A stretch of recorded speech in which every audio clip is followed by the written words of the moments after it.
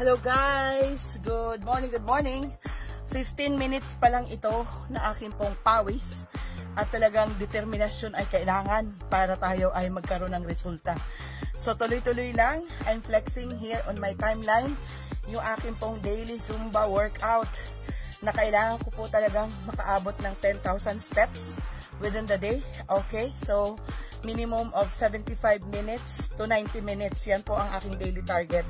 So, nevertheless, okay, ito inuumpisahan na po natin at kailangan ko itong ituloy bago mag-umpisa ng aking pong Zoom mamaya.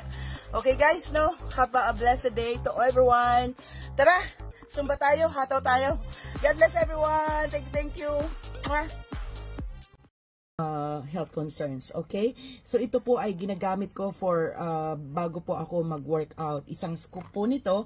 And of course, no, sasamahan ko po siya ng E3. Kagaya po ng demonstrate ng ating pong CEO. So ano po itong E3 na to? So nakakatulong po talaga ito to give us the energy, the endurance, and the electrolytes. Kaya po, dati, hirap po ako mag-Zumba talaga. As you can see, talagang piniflex ko, pinipilit ko po talagang magpaka-healthy. I am an obese person na ngayon. Nasa first level of obesity po ako.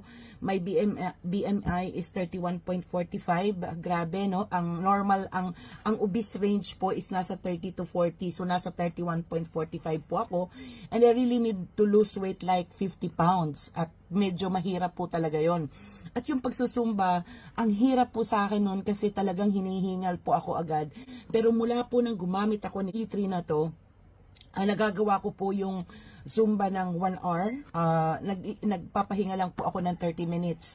At sa ngayon, because of the health assessment report, 3 araw na po nagawa ko po yung 1 hour and a half. 90 minutes of Zumba. So, ito po ay malaking tulong sa akin kasi talagang yung stamina, yung lakas, yung breathing is really nandoon. So, this is 1 scoop of this. And of course, no, ito pong creatine plus HMB.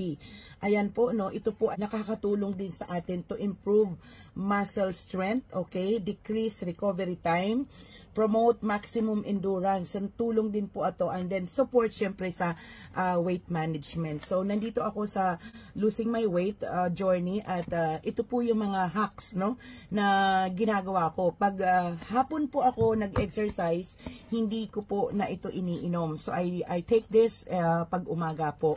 And then, pag hapon na po, of course, no, it's the amino acids na po ang akin pong isinasama. So, 3 mixtures po yun. These are the one. Okay? Ito po sila. There's, again and again, these, sandali, nabaliktad po. Super Reds. Okay po. And then, the creatine plus HMB. And syempre po yung ating pong E3. Okay po. And then syempre sa morning, ang maganda po, i-flex ko din po sa inyo, I'm taking this organic coffee. Mushroom po ito. Sobrang ganda po nito kasi talaga nakakatulong din po ito sa weight management. Hindi ka po gutumin, ano po. At it has maca for mental clarity and the green tea extracts for brain function. So this is also a weight kaya po sa akin, this is a good for you kasi this is so far an organic coffee talaga po na one best coffee po na meron po sa planetang ito. Okay guys, so yung mga yan ay tinimpla ko na po dito yung 3 pong formulation for my pre-workout. And right now, since katatapos ko lamang po ng akin pong breakfast, minix ko na po ito. I have to take again my daily supplements in the morning. So ano po yung mga iniinom ko? I'm taking these multivitamins. Pero yung ininom ko po, since menopause na ako, hindi na po ako umiinom ng multivitamins for women kasi meron pong iron yun. So yung iron, based on what I learned, no? It is not so much advised sa mga menopausal kasi hindi na po yan nadi-discharge basta-basta. It remains in the blood. Kaya ang iniinom ko na po is multivitamins for men. Okay. So ito po yung multivitamins without iron. So ang iniinom ko 2 couplets. Okay. So lagay ko muna po dyan. And then of course, no, This is a multivitamins. Bakit kailangan po nating uminom guys ng multivitamins? As we all know, hindi po natin nakakain yung proper nutrients everyday. Kasi yung mga kinakain po mismo talaga natin ay hindi po complete food, tama? At ang masaklap pa nun, yung mga isda, yung mga karne, yung mga gulay, punong-puno po yan ng mga preservatives at alam na po natin yung mga pesticides and so on and so forth. So, kailangan po talaga natin magpaka-healthy at ito pong multivitamins, by the way, this is number 2 top selling product in America, ano po, in Live Good per se. So, ayan po yung kanya pong mga composition. So, you just imagine, you nurture yourself, no, by giving them the proper nutrients na kailangan po natin. So, I am taking 2 every day.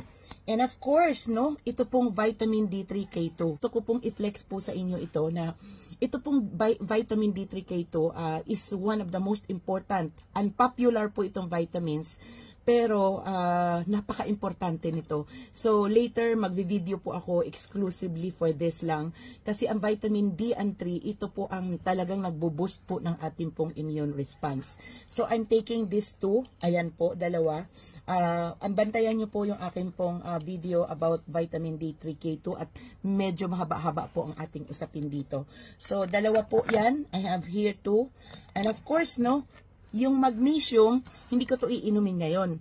Iniinom ko po ito sa gabi. So, bago po ako matulog, mga 30 minutes bago matulog, tapos wala po siyang kasamang other supplements or medicines, meron po dapat interval na 2 hours bago mo siya inumin. Let us say, uminom ka ng factor 4 mo ng alas 7 at matutulog ka ng alas 9, so inumin mo po siya ng 9 o'clock. So, meron pong 2 hours apart. So, this is magnesium that I take this at night time na sobrang sarap po ng tulog ko, nakakagawa po ako ng mga maraming panaginip. And now, no, syempre kasama po dito yung factor 4. Guys, no, ito pong factor 4, isa din po ito, minsan pag-uusapan din po natin ito sa aking pong timeline, that this is one of the number 1 top selling products po in Live Good. So, ang dami po nitong mga natulungan. This is good for healthy heart function, healthy heart support, no, support joint and or organ health. So, yung may mga rayuma, may mga arthritis, yung mga in pain po, grabe, ang ganda-ganda po ng factor 4. It promotes immune health and supports healthy circulation. So, it has omega-3 also, and ito po yung kanya pong mga supplement facts, okay po. So, ang dami pong mga compositions po dito na pretty sure makakatulong po sa atin para magkaroon po tayo ng optimum health. So I had, sa isang araw po, I took 2, dalawa po, isa sa umaga at isa po sa tanghali.